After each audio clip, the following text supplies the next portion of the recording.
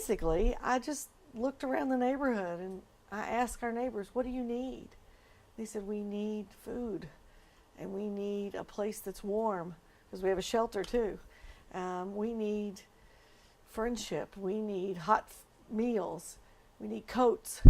And so we just took it from there, and it's just taken off. And it's a juggling match every day. But it's the best work I've ever done. There's our weekly Feel the Warmth meal. We have a weekly food pantry. We have English as a second language. All of our programs are growing because the need in Bridgeport is growing. The Feel the Warmth is a weekly supper held every Thursday that we serve between 50 and 150 people each week, a full home-cooked meal.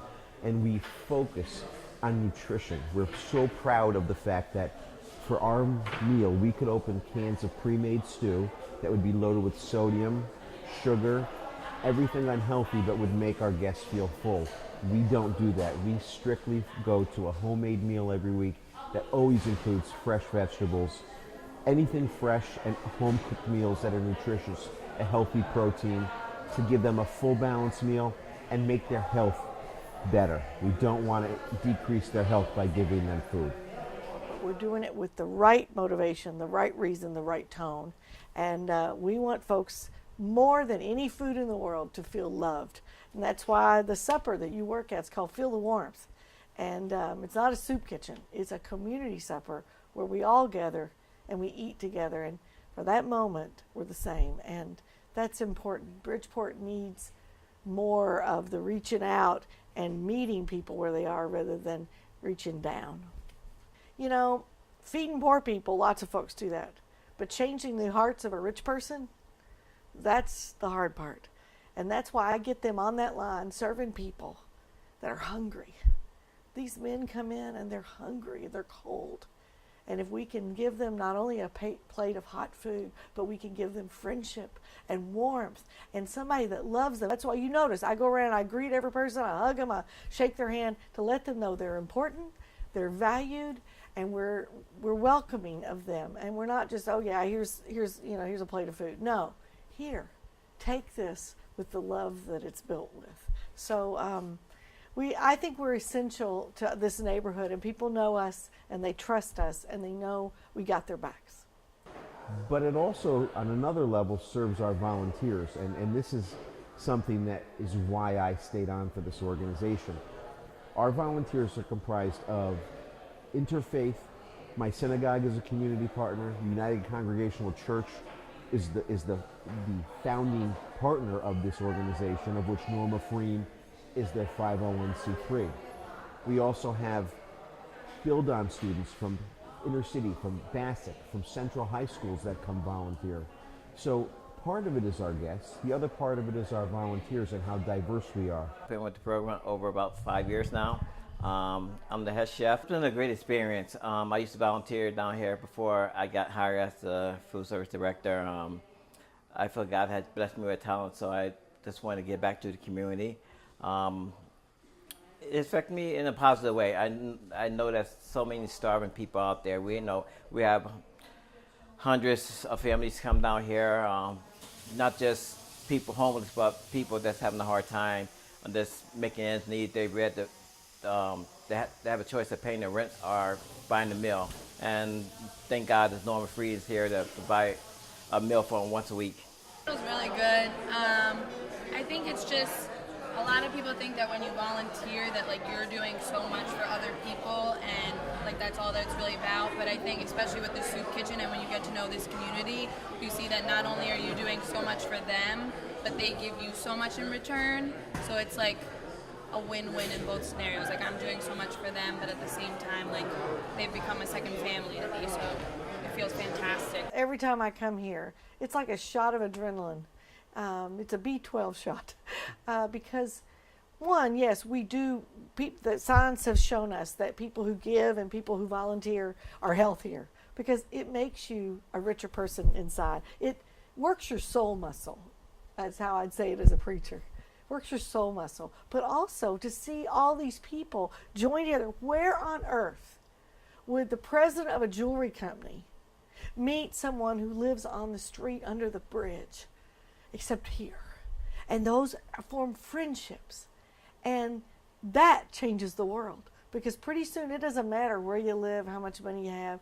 It matters that you meet, that you know one another, and you've crossed those cultural boundaries. Because those are killing us right now. And we need to have all of the connection, the community that we can build. So I come to feel the warmth, and it reminds me, oh yeah, we're building community. And we might just make a dent on this world, because that's what we're supposed to do. This man rushed in, and he was emaciated and dirty and cold and just run down, like life had just beaten him down. And he came and said, do you have any more food? So we scrounged around and got him a box. And he came in, but he wanted to see the El Pastor. That would be me. So I went over to him. I don't know a thing of Spanish. He said, hola, that's about all I got.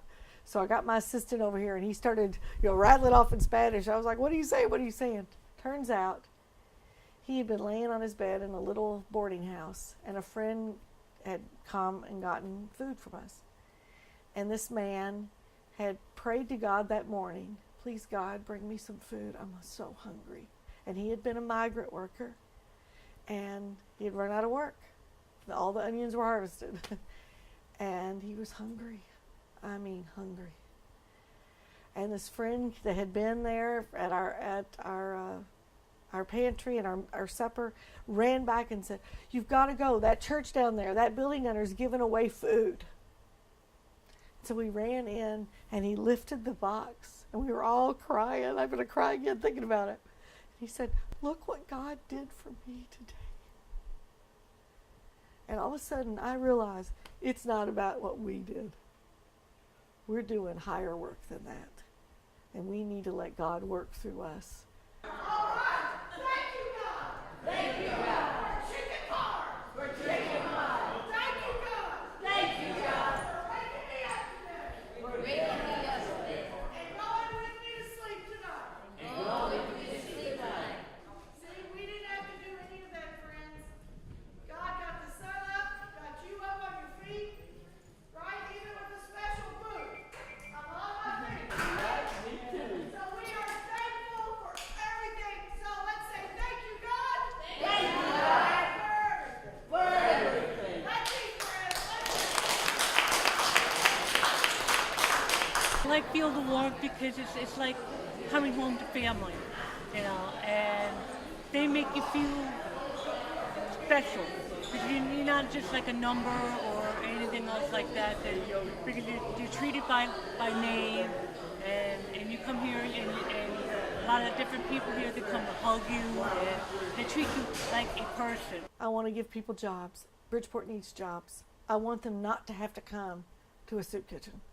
I want them not to have the food pantry be the grocery. So I want to help figure out systemically how we can not just keep putting a Band-Aid. They're important Band-Aids, and I love them, but they're not enough. I want to do more. So my dream of the future of this is we do more. We find a way to make sure they work at the parking lot, and then they can have a paycheck and have pride and dignity. If people have dignity, they can do anything. But if they don't feel like they're worth anything, they won't be. So let's build people up. So that's what my dream is. I got a lot of work to do yet. I'm not going anywhere anytime soon. And I don't think our organization is either.